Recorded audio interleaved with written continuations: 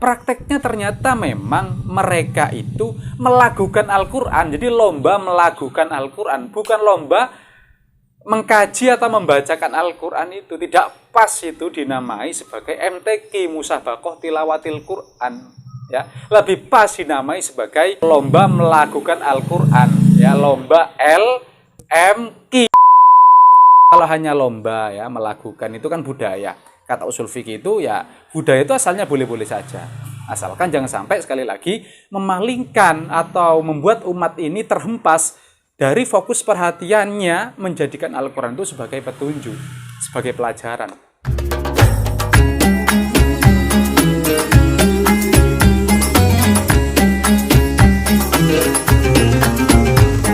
Bismillahirrahmanirrahim.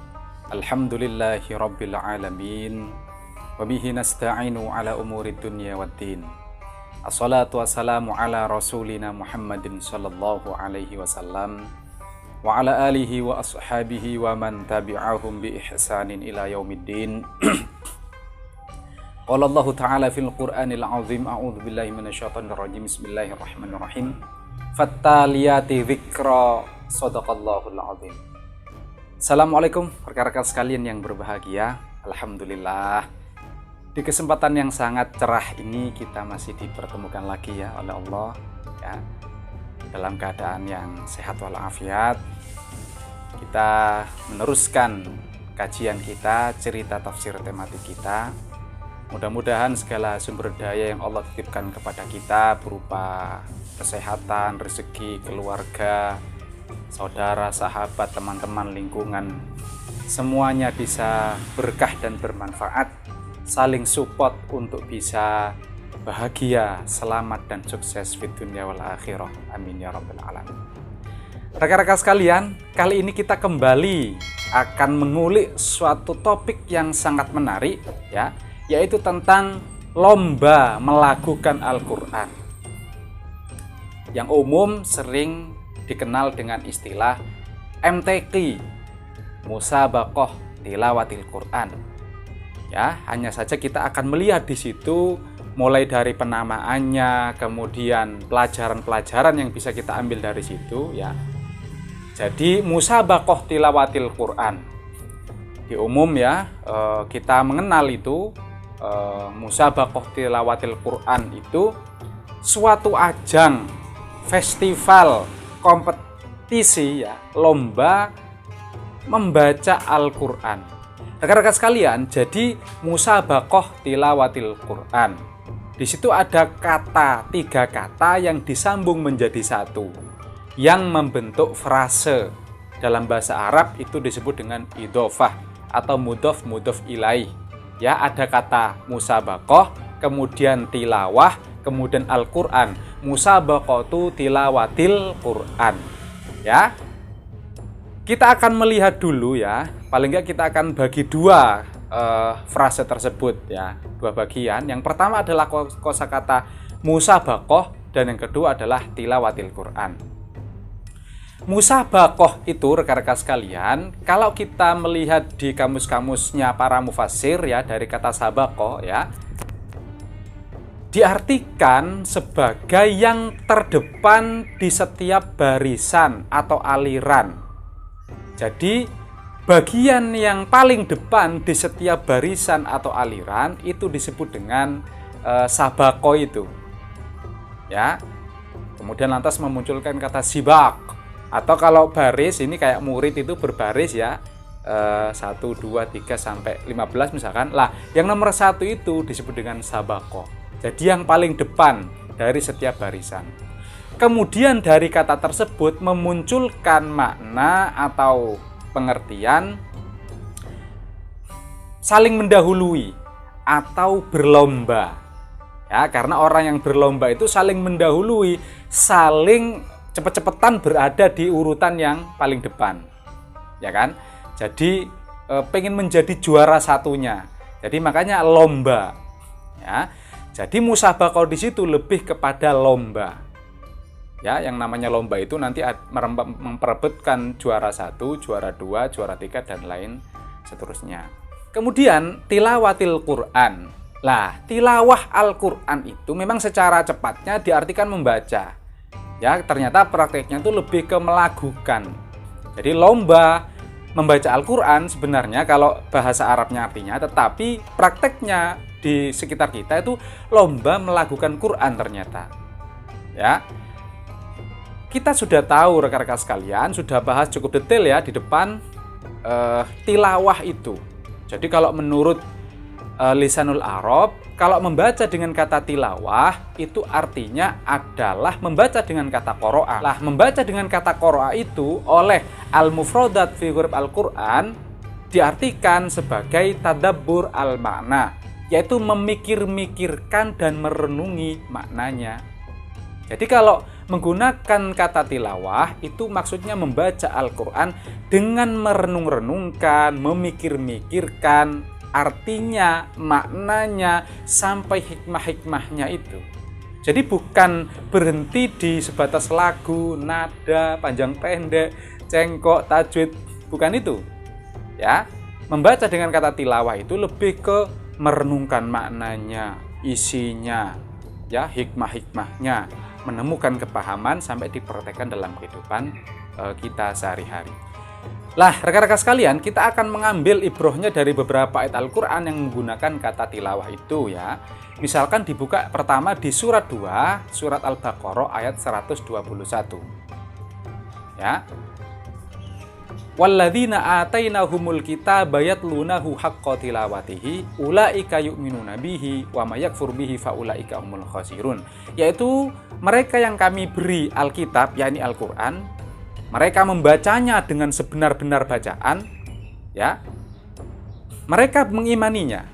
Barang siapa yang mengingkarinya, maka mereka termasuk orang yang rugi. Jadi ini terkait dengan respon ketika dibacakan Al-Quran itu. Ketika dibacakan Al-Quran itu, maka orang yang mendengarkannya, mengerti artinya, itu tanggapannya, responnya itu dua. Yang pertama, ulaika yu'minuna bihi. Mereka beriman kepadanya, kepada kandungan maknanya. Kemudian ada juga yang wa may yakfur bihi, yaitu ingkar. Ada bacaan, kemudian paham mereka, tetapi mereka ingkar. Oh, nggak percaya. Ya, dengan itu, dengan isinya nggak percaya. Itulah ingkar. Ya, jadi ketika dibacakan Al-Quran itu ada orang yang iman, ada orang yang ingkar.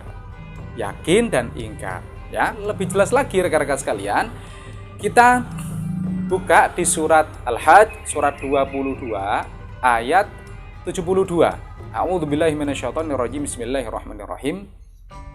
Wa idza tutla 'alaihim ayatuna bayyinatin ta'rifu fi wujuhil ladzina kafarul munkar yakaduna yastuna bil ladzina yatluna 'alaihim ayatina qul afa unabbiukum bisyarrim min dzalikum annaru wa'adahallahu alladzina kafaru wa bi'sal masir. Dan apabila dibacakan di hadapan mereka ayat-ayat kami yang terang, niscaya engkau akan melihat tanda-tanda keingkaran pada wajah orang-orang yang kafir itu. Hampir-hampir mereka menyerang orang-orang yang membacakan ayat-ayat kami kepada mereka. Katakanlah, apakah akan aku kabarkan kepadamu mengenai sesuatu yang lebih buruk daripada itu, yaitu neraka? Allah telah mengancamkannya kepada orang-orang kafir, dan neraka itu seburuk-buruk tempat kembali. Di situ digambarkan orang yang ingkar kepada Al-Quran itu, kepada informasi Al-Quran itu, dibacakan oleh orang-orang yang para rasul ya. Al-Quran dibacakan kepada mereka, mereka mengingkarinya. Ya, ini respon mereka, tanggapan mereka kepada informasi Al-Quran. Kemudian tanggapan mereka memilih ingkar pada informasi yang ada di dalam Al-Quran itu. Jadi digambarkan mereka itu bahkan hampir menyerang orang yang membacakan Al-Quran kepada mereka.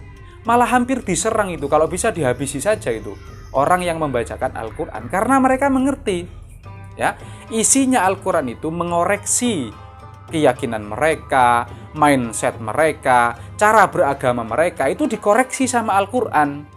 Mulai dari tauhidnya itu dikoreksi sama Al-Quran, terutama pentolan-pentolan agamanya itu.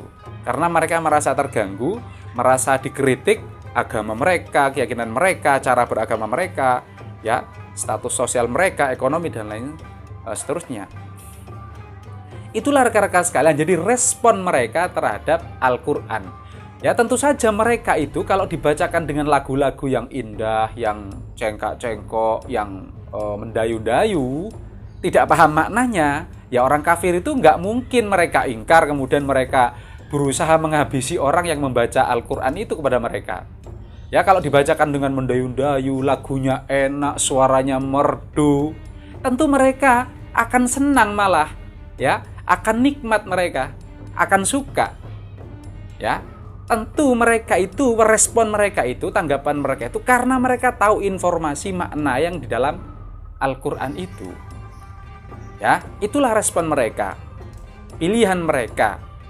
Sebaliknya rekan-rekan sekalian, orang yang beriman digambarkan dalam surat 8 ayat 2 ya Al-Anfal itu bertambah hati mereka ketika tuliyat alaihim, dibacakan kepada mereka ayat Al-Quran. Innamal mu'minuna alladzina idza dzukirallahu wajilat qulubuhum wa idza tuliyat alaihim ayatuhu zadatuhum imana wa ala rabbihim yatawakkalun.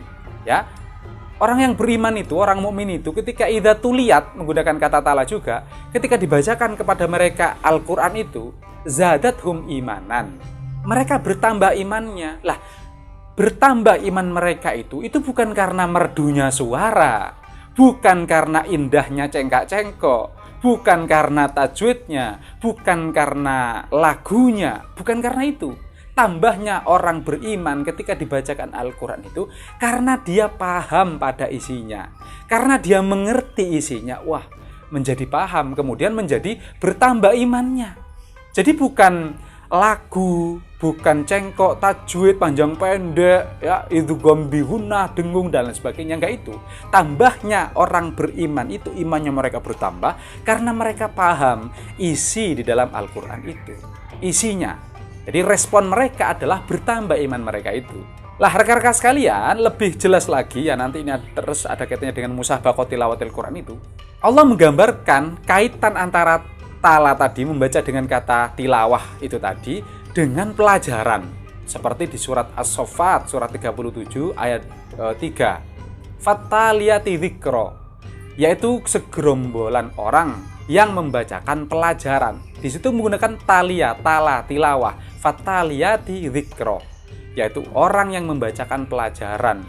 Ya, namanya pelajaran itu fokusnya memang pada isinya, kandungan maknanya gitu. Ya. Itu menggunakan kata tilawah juga. Jadi pelajaran. Ya layaknya pelajaran itu ya di sekolah itu kan ala biologi misalkan, ya fisika, ya IPS, matematika dan lain sebagainya. Memang tujuannya guru itu untuk memahamkan si murid, untuk membuat murid ini mengerti, paham. Kemudian kalau itu berupa teoritis, bersifat teoritis ilmunya itu, maka wawasannya itu menjadi berkembang, menjadi luas gitu. Ya, yang bisa membuat mereka itu punya pandangan ulil absor. Ya. Sebaliknya kalau itu informasinya berupa praktek, praktis, ya, maka ya dia akan menjadi terampil, orang itu akan menjadi terampil isinya. Ya. Lah, itulah rekan-rekan sekalian kaitan tilawah dengan pelajaran, dengan kepahaman, dengan respon model-model orang dengan ketika dibacakan kepada mereka Al-Quran itu. Ya, maka kembali lagi kepada musabaqah tilawatil Quran. Ya, prakteknya ternyata memang mereka itu melagukan Al-Quran. Jadi lomba melagukan Al-Quran, bukan lomba mengkaji atau membacakan Al-Quran itu. Tidak pas itu dinamai sebagai MTQ, musabaqah tilawatil Quran. Ya, lebih pas dinamai lomba melagukan Al-Quran. Ya, lomba LMQ yang pas itu, lomba melagukan Al-Quran. Karena memang prakteknya mereka hanya melagukan itu. Ya, menggunakan nahawan, ya, nagom-nagom itu, Ros, Hijaz, Bayati, Jiharka, dan seterusnya itu. Meskipun demikian rekan sekalian, bukan berarti ya terus haram, tidak ya, karena itu adalah hanya tradisi biasa, hanya budaya biasa. Asal budaya itu boleh ya, kecuali menjadi tidak boleh lantas sampai lomba melakukan Al-Quran itu memalingkan umat dari fungsi utama Al-Quran yang sebagai petunjuk, sebagai pelajaran itu ya. Fokus enak-enakan lagu, kemudian sampai umat ini menjadi terpaling dari fungsi utama Al-Quran sebagai petunjuk dan pelajaran itu. Kemudian umat hanya sibuk dengan lomba lagu Al-Quran. Ini enggak benar ya. Jangan sampai seperti itu. Kalau hanya lomba ya melakukan, itu kan budaya. Kata usul fikih itu ya, budaya itu asalnya boleh-boleh saja. Asalkan jangan sampai sekali lagi memalingkan atau membuat umat ini terhempas dari fokus perhatiannya menjadikan Al-Quran itu sebagai petunjuk, sebagai pelajaran. Ya, maka rekan-rekan sekalian, kalau ingin lomba melakukan Al-Quran itu menjadi musabaqah tilawatil Quran betulan ya, lomba membaca Al-Quran betulan dengan menggunakan tilawah itu, ya maka paling tidak ya, misalkan juri itu melontarkan suatu ayat. Nah, kemudian ayat itu dibaca dulu dengan nada lagu yang indah-indah, itu enggak masalah. Lah kemudian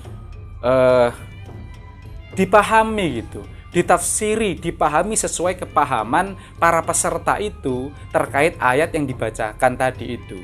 Ya, sesuai kemampuan dia dengan argumentasi, dengan data-data yang dia sampaikan, dengan cara itulah yang dinilai dari musabaqah tilawatil Quran itu. Jadi jangan hanya melakukan Al-Quran. Ya, mudah-mudahan bermanfaat. Terima kasih. Akhiru da'wahum alhamdulillahi rabbil alamin. Assalamualaikum warahmatullahi wabarakatuh.